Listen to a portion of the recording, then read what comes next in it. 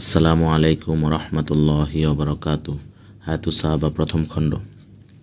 দাওয়াতের মেহনতে রাসূলুল্লাহ সাল্লাল্লাহু আলাইহি ওয়াসাল্লামের বিবর্ণ অবস্থা দেখিয়া হযরত ফাতেমা রাদিয়াল্লাহু তাআলা আনহু এর ক্রন্দন।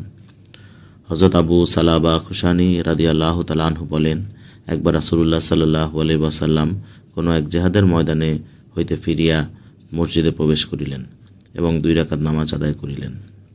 কোনো সফর হইতে ফিরিয়া আসার পর নবী করিম সাল্লাল্লাহু আলাইহি ওয়াসাল্লাম প্রথম মসজিদে প্রবেশ করিয়া 2 রাকাত নামাজ আদায় করিতে পছন্দ করিতেন।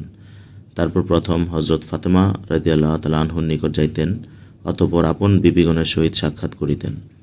সুতরাং একবার সফর হইতে ফিরিয়া আপন বিবিগণের পূর্বে হযরত ফাতেমা রাদিয়াল্লাহু তাআলা আনহুর ঘরে আসিলেন।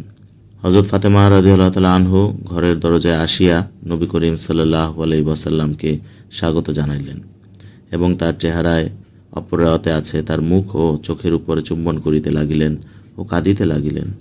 রাসূলুল্লাহ সাল্লাল্লাহু আলাইহি ওয়াসাল্লাম জিজ্ঞাসা করিলেন, কেন কাঁদিতেছ?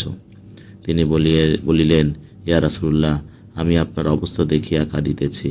শরীরের রং পরিবর্তন হইয়া গিয়াছে এবং পোশাক মলিন ও পুরাতন হইয়া গিয়াছে। রাসূলুল্লাহ সাল্লাল্লাহু আলাইহি ওয়াসাল্লাম বলিলেন, হে ফাতেমা, তুমি কাঁদিও না।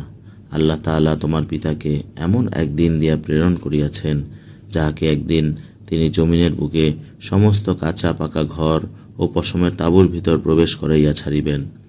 কেহ উহা গ্রহণ করিয়া ইজ্জত হাসিল করিবে, কেহ উহা গ্রহণ না করিয়া বেইজ্জত হইবে।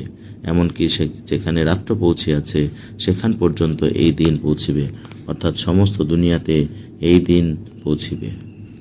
ধন্যবাদ।